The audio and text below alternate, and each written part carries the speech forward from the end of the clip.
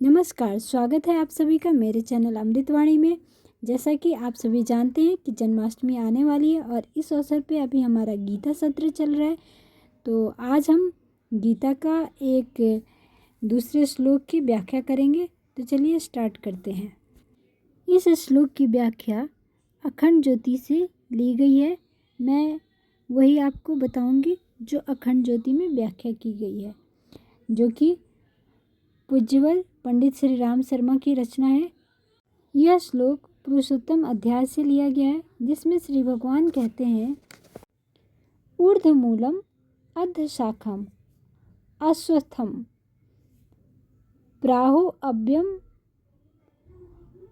छंदासी यश प्राणानि यह तमः वेद स वेदविता। अर्थात श्री भगवान कहते हैं, ऊपर की ओर मूल वाले, नीचे की ओर शाखाओं वाले जिस संसार रूपी अश्वत्थ वृक्ष को अव्यय अर्थात अविनाशी कहते हैं, तथा वेद जिसके पत्ते कहे गए हैं, उस संसार रूपी वृक्ष को जो पुरुष मूल सहित तत्व से जानता है, वह वेद के तात्पर्य को जानने वाला है। यह श्लोक एक गूढ़ ज्ञान की ओर इशारा किया गया है। पीपल के वृक्ष को संस्कृत में अश्वत्थ कहकर पुकारा गया है। सामान्य क्रम में वृक्ष की जड़ें पृथ्वी के भीतर तथा पत्ते ऊपर की ओर होते हैं, पर यह श्री भगवान उलटवासी सी कहते हैं। इस संसार रूपी वृक्ष की जड़ें आकाश में तथा शाखाएं नीचे की ओर हैं।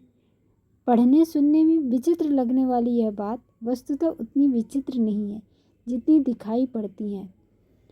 यह दृश्यमान जगत, यह संसार परमात्मा की दृश्य अभिव्यक्ति है। यह संसार उन्हीं से उत्पन्न हुआ है तथा अंततः उन्हीं में समाहित भी हो जाता है। इसे ऊर्ध्वमूल अर्थात ऊपर की ओर जड़ों वाला कहने के पीछे भगवान श्री कृष्ण का अभिप्राय यह है कि इस संसार की जड़ें या उसका उद्गम भगवान या परमात्मा से है और वे परमात्मा सभी गुणों से ऊपर ऊर्ध्वलोक में स्थित है। इसके साथ ही श्री भगवान इस श्लोक में एक विचित्र बात और कहते हैं। वे कहते हैं कि यह संसार अव्यय अर्थात अविनाशी है। सामान्य क्रम में तो हमने सदा से ही यह माना है कि यह संसार निरंतर परिवर्तनशील है, नाशवान है, क्षणभंगुर है। फिर ऐसे अव्यय कहने से भगवान का भला क्या अभिप्राय हो सकता है। यहाँ भगवान वस्तुतः यह कह रहे हैं कि यह संसार परिवर्तनशील अवश्य है, परंतु इसका प्रवाह कभी अंत नहीं होता। इसलिए इस संसार में निरंतर परिवर्तन होने पर भी इसका कुछ व्यय अर्थात अंत नहीं होता। सार रूप में देखा जाए तो यह भगवान श्री कृष्ण यह कह रहे हैं कि ऊपर की ओर जड़ों वाले तथा नीचे की ओर शाखाओं वाले इस संसार रूपी पीपल के पेड़ को अविनाशी माना गया है और वेद जिसके पत्ते कहे हैं, इसे जो भली भांति जान जाता है वही वेदों का संपूर्ण रूप से जानने वाला होता है। बिना इस संसार का ज्ञान हुए वेदों का ज्ञान भी अधूरा कहा जाएगा। एक दृष्टि में देखा जाए तो संसार रूपी वृक्ष को ऊर्ध्वमूल कहना इस संसार के विकास के प्रति भारतीय आध्यात्मिक चिंतन की ओर इशारा करना भी है। विज्ञान यह मानता है कि क्रमिक विकासवाद या इवोल्यूशन के सिद्धांत के अनुसार जो पहले घट चुका था वह पिछड़ा हुआ या विकास की दृष्टि से कमतर तथा जो बाद में आएगा वह उन्नत या विकास की दृष्टि से श्रेष्ठ आएगा। भारतीय आध्यात्मिक चिंतन की दृष्टि से इस सोच से भिन्न है। यहाँ का दर्शन यह कहता है कि मूल जो उद्गम स्रोत है वह पूर्ण है, श्रेष्ठ है, परमात्मा है और उसे निस्तृत जगत जब विकास की यात्रा पूर्ण कर लेगा तो वह वहीं पहुँच जाएगा। अर्थात परमात्मा पूर्ण है, वह प्रथम स्थान भी है और अंतिम भी। इसलिए हम संसार में जो परमात्मा की अभिव्यक्ति है उसमें परमात्मा की उपस्थिति को पूर्ण रूप से अनुभव कर सकते हैं। उसके लिए संसार को त्यागने की और उससे भागने की कोई आवश्यकता नहीं है। इसके साथ ही यह सोच इस ओर भी इशारा करती है कि अध्यात्म का पथ या आत्मज्ञान का पथ प्रचलित मान्यताओं से उल्टा पथ है। दूसरे शब्दों में परम पूज्य गुरुदेव के अनुसार कहें तो व्यक्तित्व का शीर्षासन है अध्यात्म। बात बिल्कुल सत्य है। यदि यह संसार परमात्मा की अभिव्यक्ति है तो जो जितना इसके पत्तों की ओर बढ़ता चला जाएगा वह उतना ही संसार में उतरता चला जाएगा तथा परमात्मा से दूर होता चला जाएगा। यदि उसे परमात्मा को अनुभव करना हो तो उसे यात्रा जड़ों की ओर यानी संसार की दौड़ से विपरीत करनी होगी। जिसे संसार सही मानता है उससे उल्टी कहानी अध्यात्म की हो जाती है।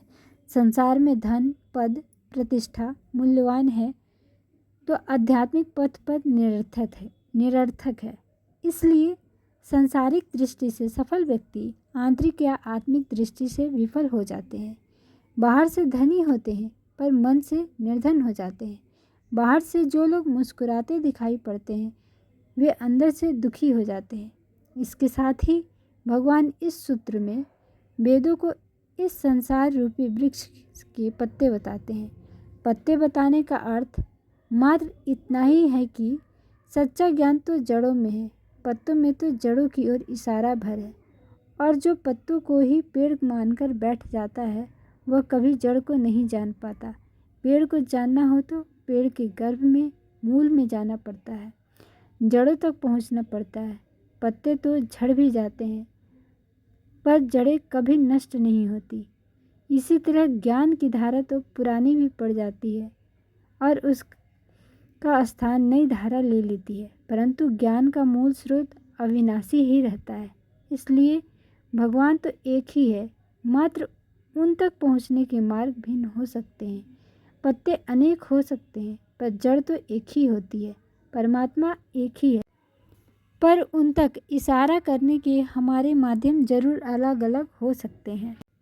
कहते हैं कि जब अष्टावक्र ऋषि अपनी माँ के गर्भ में थे तब एक दिन उनके पिता कहोड़ ऋषि वेद पाठ करने बैठे। उनको वेद पाठ करते देख ऋषि अष्टावक्र ने गर्भ के भीतर से ही कहा, वेदों में ज्ञान नहीं है। ऋषि कहोड़ ने गर्भस्थ शिशु से पूछा कि वे ऐसा क्यों कहते हैं, तो अष्टावक्र ने उत्तर में उनसे प्रश्न किया, चंद्रमा किधर है? कहोड़ ऋषि ने आकाश की ओर उंगली उठाई और कहा, उधर।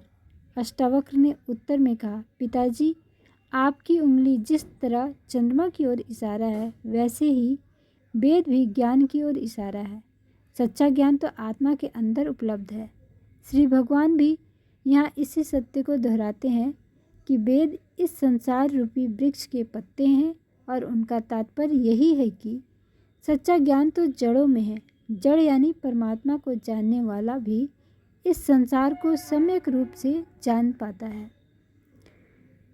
इसके अभाव में व्यक्ति सतही ज्ञान की ओर भटकता रहता है और मूल स्रोत को जानने से वंचित रह जाता है। यदि सत्य ज्ञान की अभिलाषा हो तो पत्तों को छोड़ जड़ की यात्रा करनी पड़ती है। जीवन का शीर्षासन लगाना पड़ता है, अध्यात्म के पथ को अपनाना पड़ता है। तभी तो हो पाती है स्रोत से मुलाकात अर्थात ईश्वर से, परमात्मा से भेंट। तो आज के लिए बस इतना ही। मिलते हैं अगले वीडियो में एक नए श्लोक के साथ।